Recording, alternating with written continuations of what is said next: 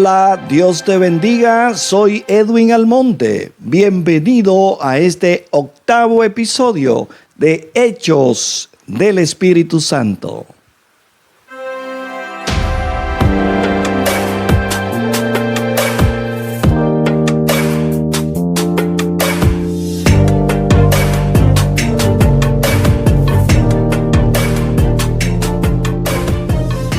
El Sanedrín era la corte suprema de los judíos. Ellos buscaban aplicar justicia interpretando la ley sagrada, la Torá.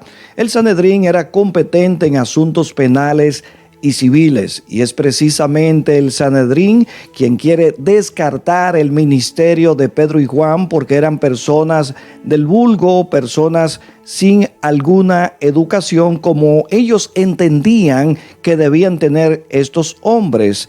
Pero había algo notorio, y es que ellos no descartaban que estos hombres habían estado con Jesús. Hechos 4, versículo 13 registra: entonces, viendo el denuedo de Pedro y de Juan, y sabiendo que eran hombres sin letras y del vulgo, se maravillaban y les reconocían que habían estado con Jesús. A pesar de que el Sanedrín descartaba todo tipo de escolaridad rabínica en estos hombres, no podían descartar que ellos habían estado con Jesús. Pero se les olvidaba algo a estos maestros del Sanedrín, y es que estos hombres fueron instruidos en la mejor escuela de aquellos tiempos, en la escuela de Jesús. No hay mejor instrucción que ser enseñado a los pies del Maestro. Hechos del Espíritu Santo, episodio número 8. Vamos a conocer la segunda parte del ministerio de Pedro y de Juan. El texto bíblico que tenemos para este estudio está basado en Hechos 3, versículo 11, hasta el capítulo 4, versículo 31. Pedro habla ante la multitud, ante el Sanedrín y a la iglesia. El objetivo de este estudio del día de hoy es explicar y aplicar lo que Hechos capítulos 3 al 4 enseña sobre el perdón, la salvación, el desánimo, la soberanía de Dios y la llenura con el Espíritu Santo. Y tomaremos el texto de Hechos 3, 17 al 20, que cita de esta manera: Mas ahora, hermanos, sé que por ignorancia lo habéis hecho, como también vuestros gobernantes. Pero Dios ha cumplido así lo que había antes anunciado por boca de todos sus profetas, que su Cristo había de padecer. Así que arrepentíos y convertíos, para que sean borrados vuestros pecados, para que vengan de la presencia del Señor tiempos de refrigerio, y Él envíe a Jesucristo que os fue antes anunciado. Al ser discípulo de Jesús, el apóstol Pedro dio la mejor descripción sobre su maestro, lo que nunca ningún alumno de la escuela de los rabinos pudo conocer. Vamos a ver esta tabla que nos indica la descripción que da Pedro acerca de Jesús. Pedro dice de Jesús que es el Santo Hijo de Dios en Hechos 3:13 y también Hechos 4:27. En Hechos 3:14, Pedro dice que Jesús es el Santo y Justo, también el autor de la vida en Hechos 3:15. También la fuente de la sanidad, Hechos 3:16, el único que regresará del cielo. También está en Hechos 3:20 al 21. También habla acerca de Jesús en Hechos 3:22 al 23, diciendo que Jesús fue anunciado por el profeta Moisés.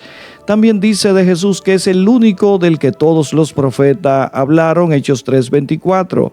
También se refiere a Jesús como la simiente de Abraham, por el que serían benditas todas las naciones de la tierra, según Hechos 3:25. Según Hechos 4:10, habla de Jesucristo como Jesús de Nazaret y también el que Dios resucitó de los muertos. En el capítulo 4, versículo 11, dice que es la piedra reprobada por los edificadores, y en el versículo 12 de ese mismo capítulo 4 dice que es el único que puede perdonar los pecados. Hay grandes verdades en Hechos capítulos 3 al 4. De estas vamos a analizar solamente 5. Y la primera verdad es que Dios está dispuesto a perdonar a los que se arrepienten.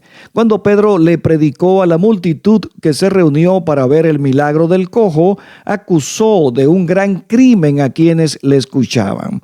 Pedro predicó un mensaje fuerte, acusó a los judíos de pecado, les dijo que ellos habían matado al autor de la vida.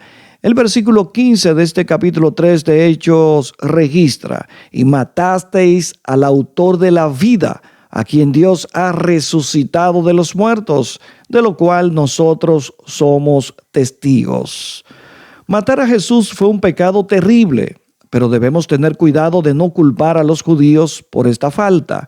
Algunas veces, unas pocas personas de un país cometen crímenes, pero no sería justo culpar a cada persona de ese país. El mensaje de Pedro pasó de ser una acusación a ser una invitación. Dios permite que nos sintamos culpables para que acudamos a Él por ayuda.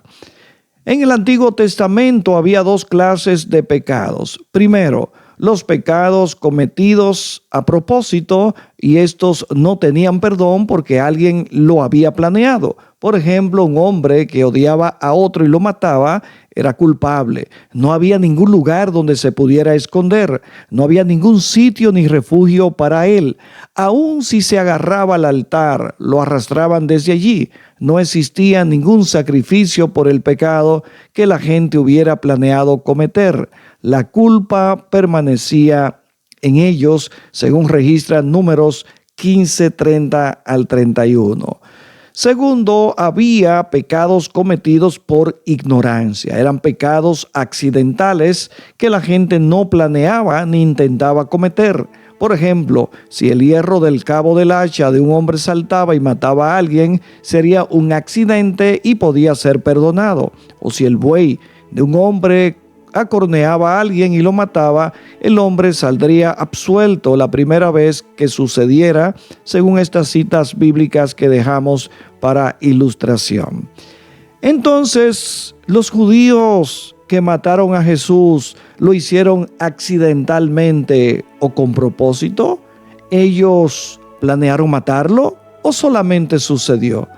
Claro que lo planearon. Él no murió por una flecha perdida. Ellos le clavaron en una cruz. Su pecado fue cometido a propósito. Pero notemos las palabras de Pedro. Mas ahora, hermanos, sé que por ignorancia lo habéis hecho, como también vuestros gobernantes. Es asombroso. Pedro llamó su pecado un acto de ignorancia. Él puso ese pecado entre el grupo de los que Dios perdona. Por un lado, ellos mataron a Jesús a propósito. Por el otro lado, no reconocían que Jesús era el Mesías, y Dios ofrece mayor gracia bajo el nuevo pacto. Estas son las buenas nuevas del Evangelio. Dios está dispuesto a tomar nuestros pecados como si fueran cometidos por ignorancia, es decir, que Él quiere perdonarnos. Lucas 23:34 registra la actitud de Jesús en la cruz. Padre, perdónalos porque no saben lo que hacen. Si Dios está dispuesto a perdonar a aquellos que mataron a su Hijo, es seguro que perdona nuestros pecados también. ¿Cuál es la condición de Dios para perdonarnos? Nuestra parte es arrepentirnos y convertirnos. La parte de Él es salvarnos de los pecados. Nadie más puede perdonarnos y liberarnos del pecado. Hechos 4:12 dice: y en ningún otro hay salvación, porque no hay otro nombre bajo el cielo dado a los hombres en el que podamos ser salvos. Los que den la espalda a Dios y dirijan su mirada hacia el pecado se perderán, pero todos los que den la espalda al pecado y pongan su mirada hacia Jesús serán salvos. Segundo, Dios desea dar refrigerio y bendecir a la gente. Hechos 3:19 registra: Así que arrepentíos y convertíos, para que sean borrados vuestros pecados, para que vengan de la presencia del Señor tiempos de refrigerio. También dice el versículo 26 de este mismo capítulo 3, a vosotros primeramente Dios, habiendo levantado a su Hijo, lo envió para que os bendijese, a fin de que cada uno se convierta de su maldad. Desde el Edén, el maligno ha servido de confusión. Él tuerce los pensamientos de la gente. ¿De qué manera? Diciendo a la gente que pecar es bendición y la vida santa es maldición. Es completamente lo contrario. El pecado trae problemas y maldiciones. Trae pobreza, enfermedad y dolores. Dice Proverbios 13:15, el camino de los transgresores es duro. Y dice Isaías 57, 20 al 21, pero los impíos son como el mar en tempestad, que no puede estarse quieto.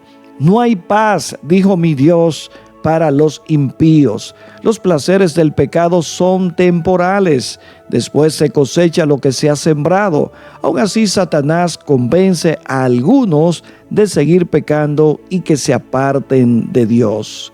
Es una bendición que nuestros pecados sean borrados. Es maravilloso sentirse libre de culpa y del temor del juicio. Es un deleite hacer la paz con Dios. Jesús no vino para hacer sentir triste a la gente. Él vino para que podamos tener vida abundante.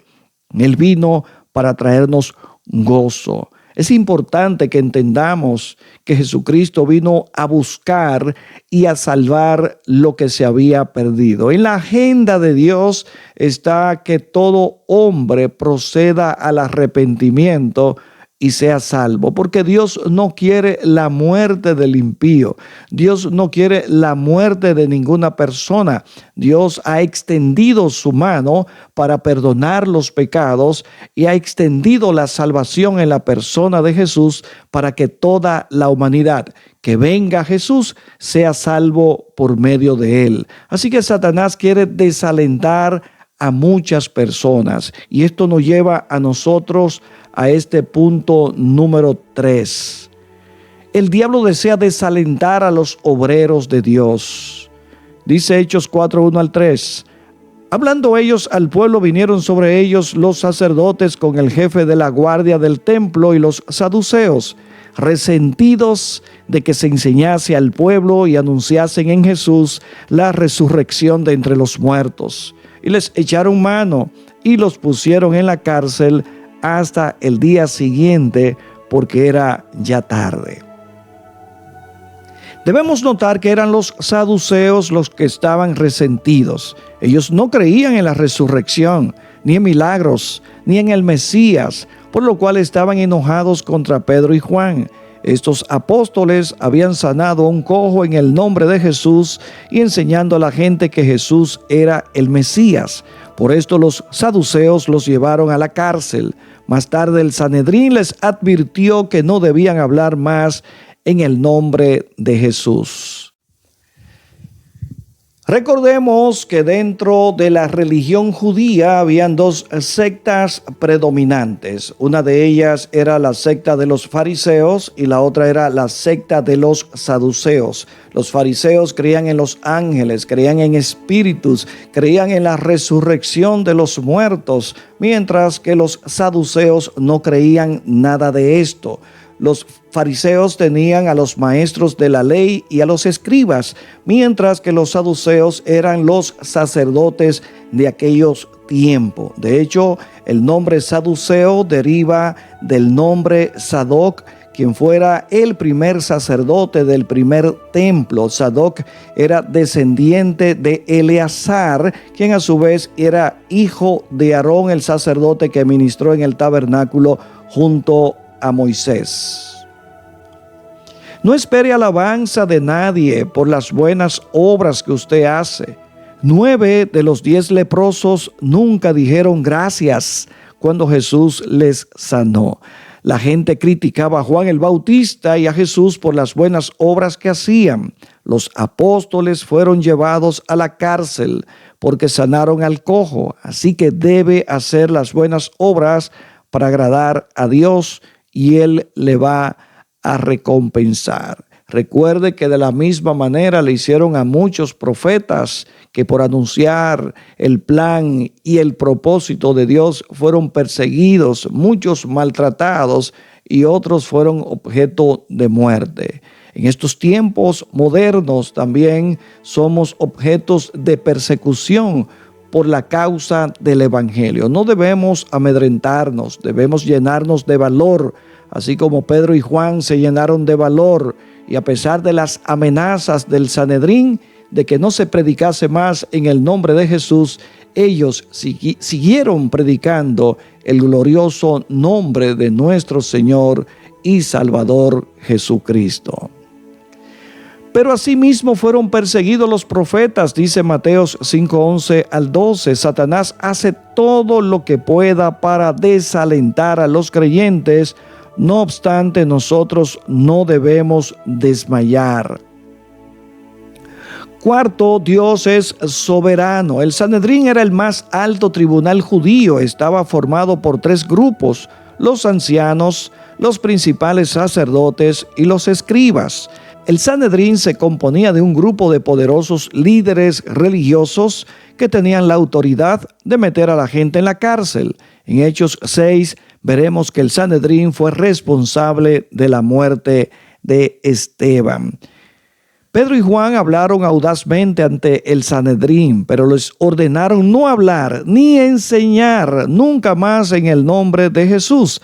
También esos líderes añadieron más amenazas. ¿Cómo se sentirían Pedro y Juan? ¿Ansiosos o temerosos? No sabemos. Algunas veces la gente que es audaz llega a sentir temor después de todo. Aún los más grandes siervos de Dios les sobrevienen pensamientos de temor.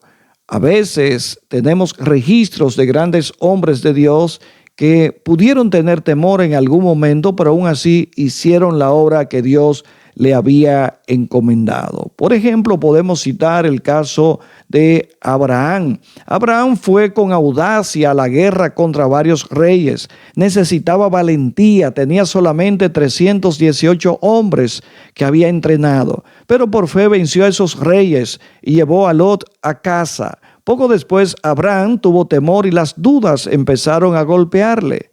¿Qué pasaría luego? Aquellos reyes con miles de soldados vendrían a destruirlo, pero Dios sabía que Abraham tenía temor. Dice Génesis 15:1, después de estas cosas vino la palabra de Jehová a Abraham en visión diciendo: no temas, Abraham, yo soy tu escudo y tu galardón será sobremanera grande. Abraham respondió: Señor Jehová. La paz llegó en su confianza en Dios. Nuestro Padre nos da paz perfecta mientras confiamos en Él. El remedio para el temor es una visión fresca de quién es Dios. Los apóstoles tuvieron temor después que los líderes religiosos mataron a Jesús. Juan 20, 19 al 20 registra: cuando llegó la noche de aquel mismo día, el primero de la semana, estando las puertas cerradas en el lugar donde los discípulos estaban reunidos por miedo de los judíos, vino Jesús y puesto en medio les dijo: paz a vosotros. Y cuando les hubo dicho esto, les mostró las manos y el costado. Y los discípulos se regocijaron viendo al Señor. Luego los creyentes oraron unánimes en voz alta. Sin embargo, probablemente una persona los dirigía en la oración de Hechos 4, 24 al 30. Debemos notar que su oración comenzó con soberano Señor. Estas dos palabras traducen una del idioma griego que es déspotes. Cuando decimos Dios es soberano, queremos decir que Él es quien gobierna con el control total. Él tiene completo poder y autoridad total. Parecía que el Sanedrín tenía todo bajo control, pero los creyentes cambiaron su modo de pensar, dejaron de ver los problemas para buscar las soluciones. Ya no pensaban en lo terrenal, sino más bien en el cielo. Recordaban siempre que Dios estaba aún en el trono. Soberano Señor, decían, tú eres el Dios que hiciste el cielo y la tierra, el mar y todo lo que en ellos hay. Dios era el centro de sus oraciones y ponían ante Él todos sus problemas. Ellos pudieron quejarse y reclamar, o pudieron haber dicho, oh Dios, los pecadores nos atacan, no somos merecedores de ese trato. O los apóstoles pudieron haber orado como en verdad lo hicieron, Señor, sálvanos, que perecemos. Dios es soberano. Aún la muerte de Jesús estaba en el plan de Dios. Fue la voluntad de Dios que José fuese vendido como esclavo. Sus hermanos quisieron hacerle mal, pero Dios lo usó para bien. Asimismo, Dios estaba en control cuando Job pasó por todo el sufrimiento. Fue su voluntad para los creyentes el sufrimiento de Felipe.